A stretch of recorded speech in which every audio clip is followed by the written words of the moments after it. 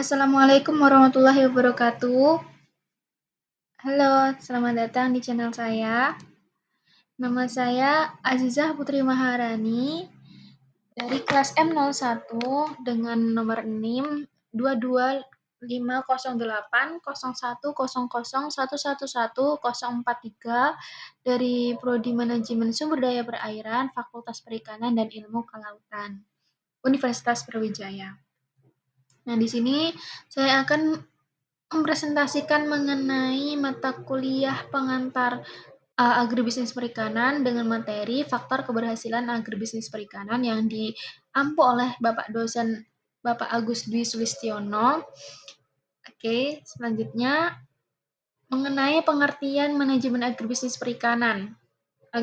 Manajemen agribisnis perikanan adalah kegiatan penerapan manajemen di bidang perikanan mulai dari hulu hingga hilir yang dilakukan melalui serangkaian proses dengan tujuan agar alokasi segala sumber daya dapat efektif dan efisien untuk menghasilkan profit yang berkelanjutan. Selanjutnya ada kelompok usaha perikanan yang berdasarkan dari BPS dalam klasifikasi lapangan usaha Indonesia tahun 2009, yaitu usaha praproduksi perikanan, usaha pembudidayaan ikan, setelah itu penangkapan ikan, usaha pengelolaan ikan, usaha pemasaran ikan, juga sebagai tambahan adanya usaha jaya dan kelembagaan pendukung keseluruhan usaha perikanan atau rantai agribisnis perikanan. Nah, selanjutnya ada faktor pendorong agribisnis perikanan. Nah, menurut Sofa dan Navastara tahun 2016 yang saya ambil dari jurnal, faktor pendorong dalam agribisnis perikanan merujuk pada faktor-faktor yang mendorong pertumbuhan, pengembangan, dan keberlanjutan sektor perikanan. Nah, faktor-faktor ini berkontribusi pada peningkatan produksi, inovasi, akses pasar, dan keuntungan ekonomi dalam agribisnis perikanan. Nah, dari menurut Setiawati pada tahun 2021, ada beberapa contoh faktor pendorong yang umum, yaitu meliputi pertama, adanya permintaan pasar. Permintaan yang kuat menciptakan peluang untuk meningkatkan produksi, diversifikasi produk, dan juga ekspansi pasar. Yang kedua, adanya sumber daya alam yang melimpah, yang memberikan kesempatan untuk pengembangan kegiatan budidaya, penangkapan ikan, dan juga pengolahan produk perikanan. Selanjutnya ada akses ke pendanaan dan pemasaran. Pendanaan yang cukup memungkinkan pengembangan infrastruktur, teknologi, dan juga kapasitas produk. Selanjutnya, kualitas dan keamanan pangan. Nah, kualitas dan keamanan pangan ini mendorong produsen perikanan untuk memastikan kepatuhan terhadap standar keamanan pangan, sertifikasi kualitas, dan juga praktik budidaya yang berkelanjutan. Selanjutnya ada kebijakan dan regulasi. Nah, kebijakan dan regulasi yang mendukung pengembangan perikanan, keberlanjutan, dan pengelolaan yang baik menjadi faktor pendorong dalam agribisnis perikanan. Nah, kebijakan yang jelas dan konsisten dapat memberikan kepastian hukum, mendorong investasi, dan juga melindungi sumber daya perikanan. Selanjutnya ada infrastruktur dan fasilitas. Ketersediaan infrastruktur yang memadai seperti pelabuhan, jaringan transportasi, pusat pemrosesan, juga fasilitas penyimpanan, ini pasti akan mendukung pengembangan agribisnis perikanan ini. Karena sebagai wadah menyalurkan atau mengembangkan agribisnis ini. Selanjutnya adalah inovasi teknologi yang dapat melibatkan penggunaan sistem pemantauan secara jarak jauh, otomatisasi, penggunaan metodis yang lebih baik, serta praktik budidaya yang ramah lingkungan. Selanjutnya ada faktor penghambat agribisnis perikanan. Nah, menurut dari Haryanto pada tahun 2014, faktor penghambat dalam agribisnis perikanan itu dibedakan menjadi dua, yaitu faktor penghambat internal dan juga faktor penghambat eksternal. Nah, apa saja sih? Yaitu pertama adanya kurangnya kualitas sumber daya manusia. Padahal sumber daya manusia ini sangat penting dalam seluruh proses agribisnis perikanan. Jika kualitas sumber daya manusia yang masih kurang, hal ini akan berdampak pada pengembangan dalam sektor agribisnis perikanan yang terancam, sehingga tidak bisa berjalan dengan baik dan tidak bisa berkembang pastinya. Yang kedua, keterbatasan sumber daya. Mohon maaf, di situ ada kesalahan penulisan yang seharusnya keterbatasan sumber daya, di situ saya menulisnya kualitas sumber daya. Nah, keterbatasan yang dimaksud adalah seperti kesediaan lahan, air, dan juga benih ikan yang unggul dapat sehingga dalam keterbatasan ini tidak adanya pengembangan dalam agribisnis perikanan secara efektif gitu. Jadi pastinya akan menghambat proses ini. Selanjutnya ada pencemaran lingkungan. Nah, pencemaran lingkungan ini dipastikan adalah sesuatu yang buruk. Dan namanya pencemaran ada sesuatu yang buruk yang dimana segala sesuatu yang dapat mencemari kualitas perairan serta lingkungan dalam agribisnis ini akan menghambat jalannya suatu proses dalam agribisnis perikanan. Seperti kayak menurunnya kualitas diakibatkan dari pencemaran lingkungan, kualitas kandungan, serta banyaknya kandungan-kandungan toksik atau zat-zat yang beracun yang dimakan oleh ikan tersebut, sehingga kualitasnya sangat menurun dan juga bahkan bisa menyebabkan ikan tersebut mati, sehingga untuk panen ikannya juga tidak banyak seperti itu. Selanjutnya ada regulasi dan kebijakan. Peraturan dan kebijakan yang tidak jelas atau berubah-ubah pasti akan menghambat para pelaku dan mempersulit pelaku usaha agribisnis perikanan untuk mengembangkan usahanya, sehingga tidak ada patokan yang jelas dalam aturan atau kebijakan tersebut. Nah, selanjutnya ada teknologi dan infrastruktur yang terbatas. Keterbatasan teknologi dan infrastruktur akan menghambat jalannya proses agribisnis perikanan seperti pada teknologi modern yang dapat mempermudah seperti transportasi, pemrosesan, dan juga penyimpanan ikan. Selanjutnya ada perubahan iklim dan bencana alam.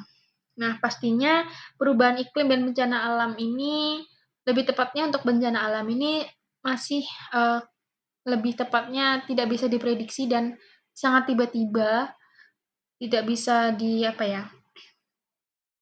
dan pastinya iklim dan bencana alam itu pasti tidak bisa diprediksi dan akan menghambat jalannya agribisnis perikanan. Seperti contohnya itu kayak perubahan suhu air laut serta bencana alam yang juga merusak habitat ikan yang akan berpengaruh pada sektor perikanan. Oke, selanjutnya ada pasar dan pemasaran. Kurangnya akses ke pasar, perubahan konsumen serta kurangnya kemampuan pemasaran juga dapat berpengaruh pada agribisnis perikanan. Nah, pemasaran yang kurang efektif ini tidak akan menjangkau target pasar sehingga tidak memperoleh keuntungan yang memadai. Selanjutnya, apa sih solusi untuk agribisnis perikanan ini? Yang pertama, dilakukannya pembaruan teknis. Nah, hal ini untuk meningkatkan efisiensi aquacultur. Selanjutnya ada diversifikasi produk. Ini dilakukan untuk membantu mengurangi resiko terkait dengan penyakit tertentu atau kondisi lingkungan. Selanjutnya adalah pengelolaan lingkungan yang berkelanjutan untuk menjaga keseimbangan lingkungan. Nah, apa sih perbedaannya? Jadi yang diversifikasi produk itu dia lebih mempertimbangkan untuk mengembangkan produk ikan secara alternatif seperti ganggang, udang, atau kerang. Ini dapat mengurangi resiko yang terkait dengan penyakit tertentu pada kondisi lingkungan, sehingga dapat mempengaruhi spesies ikan tertentu. Nah, selanjutnya untuk pengelolaan lingkungan yang berkelanjutan ini, itu untuk menjaga keseimbangan lingkungan, seperti menggunakan praktik yang bertanggung jawab seperti sistem pertanian terkontrol yang mengurangi dampak negatif pada ekosistem alami di lingkungan tersebut. Seperti mempertimbangkan juga mengenai praktik ekologis, penggunaan nutrisi yang efisien, pengelolaan limbah yang baik, dan juga konservasi sumber daya alam. Nah, yang terakhir mengenai yaitu dilakukan kemitraan dan juga pelatihan. Hal ini juga pasti akan membantu dan sangat membantu dikarenakan meningkatkan pengetahuan dapat dapat bisa mempraktikkan keseluruhan solusi agribisnis perikanan yang sebelumnya seperti pembaruan teknis, diversifikasi produk, dan juga pengelolaan lingkungan yang berkelanjutan. Dikarenakan pada pelaku tersebut memiliki peningkatan pengetahuan dan keterampilan untuk membudidayakan ikan supaya tetap lestari meskipun kita tetap terus mengambilnya atau memanfaatkannya, tetapi kita tetap harus memberikan dampak yang positif juga terhadap lingkungan dan juga ikan organisme tersebut. Oke, selanjutnya investasi di bidang perikanan dan pertanian. Di sini kita lebih ke highlight ke perikanan. Nah, yang pertama adalah riset pasar. Riset pasar ini sebelum berinvestasi dalam budidaya ikan apapun itu, dilakukannya riset pasar untuk memahami potensi dan tren dalam pasar. Nah, identifikasi permintaan pasar yang kuat dan peluang bisnis yang layak, sehingga kita dapat harus waspadai faktor-faktor seperti preferensi konsumen, persaingan, dan kebijakan pemerintahan yang berlaku. Selanjutnya, infrastruktur dan peralatan diperlukan untuk keberhasilan operasi aquacultur. Selanjutnya, ada tenaga kerja dan keterampilan, membantu untuk memastikan kelancaran operasi dan keberhasilan investasi. Selanjutnya, ada pemasaran dan penjualan yang efektif, seperti penggunaan pasar online, kemitraan dengan restoran dan hotel, program keanggotaan atau langganan, terus ketersediaan di pasar lokal dan lain-lain. Nah, apa sih jasa penunjang keberhasilan agribisnis ini tuh? Nah, pertama, menurut dari Rahim dan Hastuti pada tahun 2005, untuk menunjang keberhasilan jalannya sistem agribisnis ini diperlukan adanya jasa penunjang keberhasilan agribisnis perikanan seperti financial industry, infrastruktur, human resource, dan natural resource, research dan development, layanan informasi agribisnis, dan konsultan atau penyuluhan. Nah, yang pertama ada financial industry, yang terdiri dari bank agribisnis dan juga dan juga koperasi agribisnis. Nah, perbedaannya apa sih secara inti langsung? Pada bank agribisnis, ini biasanya untuk meningkatkan produk primer dari subsektor pengolahan hasil agribisnis perikanan, di mana lebih seperti lembaga pembiayaan gitu. Nah, selanjutnya untuk koperasi agribisnis ini sama-sama lembaga pembiayaan, tetapi dia lebih khususnya ke nelayan-nelayan kecil dengan cara memberikan kredit kepada nelayan-nelayan kecil. Nah, selanjutnya ada infrastruktur. Perkembangan infrastruktur harus berbanding lurus dengan usaha agribisnis yang dijalankan. Selanjutnya ada human resource and natural resource. Yang pertama ada SDM yang memiliki pengertian sebagai usaha yang dapat memberikan dalam proses agribisnis. Nah, pada kedua, SDM yang terkait dengan kemampuan dalam bekerja serta secara efektif dan efisien. Nah, selanjutnya the research dan the development. Nah, berperan untuk meningkatkan kualitas produk secara efisiensi dan efektivitas yang baik subsistem agribisnis secara on-farm ataupun off-farm. Selanjutnya adalah konsultan atau penyuluhan untuk mengantisipasi perubahan-perubahan lingkungan yang mempunyai dampak luas terhadap produktivitas, efektivitas, dan juga efisiensi. Selanjutnya ada layanan informasi agribisnis, yang dimana mulai dari input, proses, sampai ke output pun, hal ini akan meningkatkan proses kerja antara lain kecepatan dan juga ketelitian.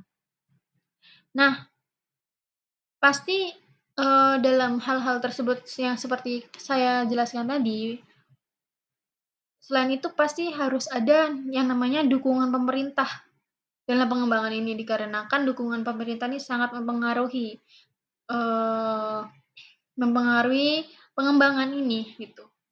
Jika tidak ada dukungan pemerintah mungkin akan lebih susah dan juga kayak, tidak ada aturan-aturan ataupun dana dari pemerintah gitu. Nah, yang pertama apa aja sih dukungan pemerintah ini dalam mengembangkan agribisnis? Yang pertama meningkatkan keterkaitan antara subsistem agar dapat berjalan secara berkelanjutan. Yang kedua, harus bisa mampu meningkatkan aktivitas dalam perdesaan karena biasa dalam perdesaan itu, eee, lebih harus ditingkatkan mengenai pengetahuan dan juga cara atau pelatihan dalam bagaimana meningkatkan pengembangan agribisnis perikanan gitu. Nah, selanjutnya adalah mengarahkan pada pengembangan mitra usaha antara skala besar maupun kecil secara serasi. Hal ini, sehingga bisa menilai tambah dari kegiatan agribisnis ini dan dapat diminati secara adil oleh seluruh pelakunya. Nah, selanjutnya dilakukan melalui pengembangan sentra produksi perikanan dalam suatu skala ekonomi yang efisien. Nah, pemerintah dalam hal ini adalah Kementerian Kelautan dan Perikanan mengembangkan sentra-sentra produksi di 13 provinsi berdasarkan pemilihan komoditas unggulan yang berorientasi pasar dan disesuaikan dengan potensi sumber daya ikan. Sehingga pada dukungan pemerintah sudah memberi secara mulai dari secara luas seperti pada 13 provinsi tersebut. Oke, terima kasih. Sekian adalah presentasi mengenai materi faktor keberhasilan agribisnis perikanan. Terima kasih telah menonton. Semoga bermanfaat. Wassalamualaikum warahmatullahi wabarakatuh. Jangan lupa like, share, dan subscribe.